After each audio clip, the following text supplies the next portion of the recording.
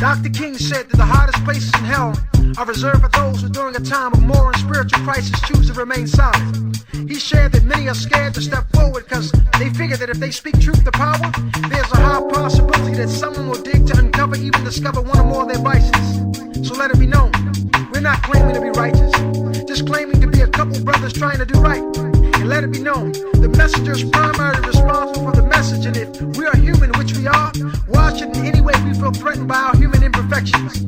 It's been written that one of us could be killed for the message that we've been chosen to deliver. But the alternative is aborting our mission vis-a-vis committing treason against our own beings. And quite honestly, we've accepted that one of us could get hung when this wax gets spun. But we vehemently refuse to hold our tongue. See, that's the responsibility of those who know the time and what must be done today for the sake of tomorrow. This moment is not owned by us, we borrowed from our babies. Let's take a consensus. Calculate accurately the relentless attack on our souls via the television and radio. For every song that makes sense, there's 5 more that accurately convince us that our existence is totally irrelevant. The mathematic ratio is in.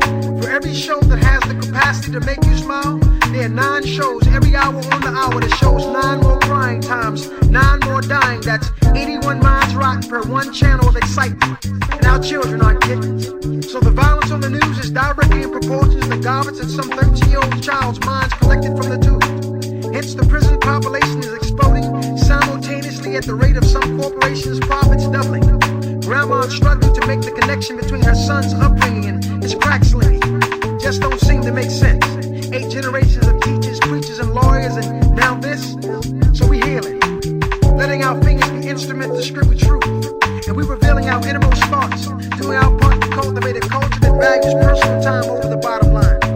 I say we healing, even making peace with our parents, taking the moment to recognize that the blessing of breathing supersedes any of our parents' imperfections, dealing with our own demons, taking nothing for granted, enchanted by the supposed irrelevant, experiencing the nectar of every second, not judging, just leading towards good judgment, doing the small things like washing our hands when we leave the bathroom and skipping rocks on creek water. As a generation, it is our time to combat the madness, tackling everything from the hips of homelessness to the fatal face mask of fascism. And I'm not mad with it. According to many holy books, these things must come to pass. They must come and pass.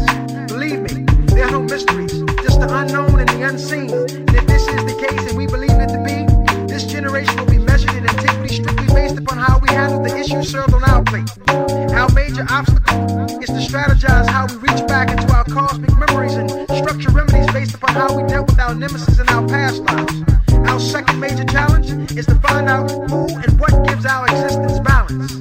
Lastly, we're giving a pass out of the infinite abyss called sleeping and waking, where we become selfless, when we awaken to a purpose higher than our own personal virtues. Easily said than done, but when done, it makes all things easier.